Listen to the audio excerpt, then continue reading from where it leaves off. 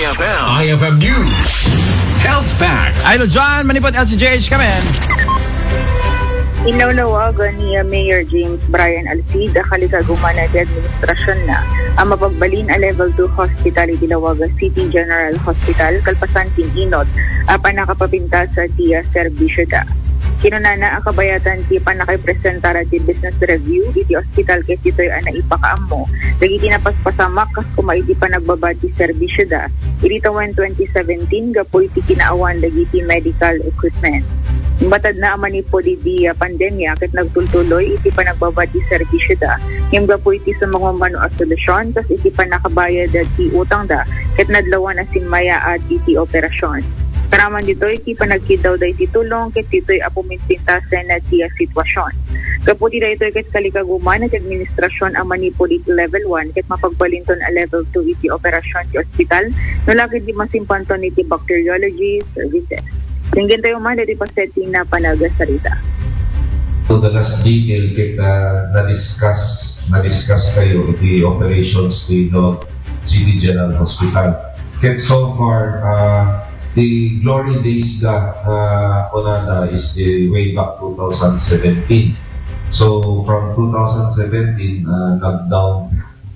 medyo nag-down iti services due to equipment, lacking of medical equipment like DJ CT scan kasi na-30. So from COVID, from the pandemic, ingana hindi 2023-24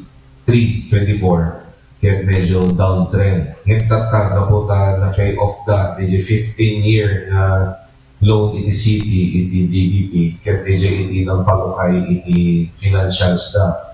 So, first 6 months, okay met iti operation da.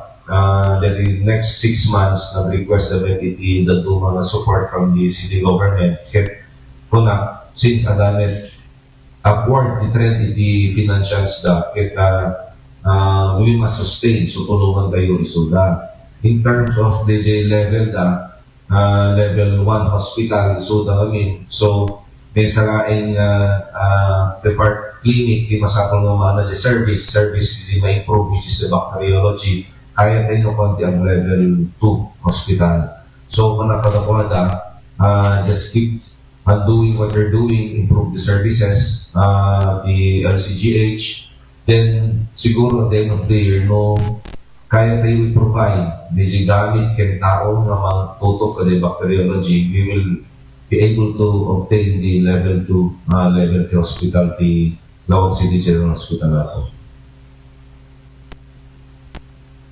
Paset, panagasarita ni Mayor James Brian Alcida. Sa mag-iti siyudad Dilawag, sa 99.5 Dilawag, Idol John, 15 sa Forum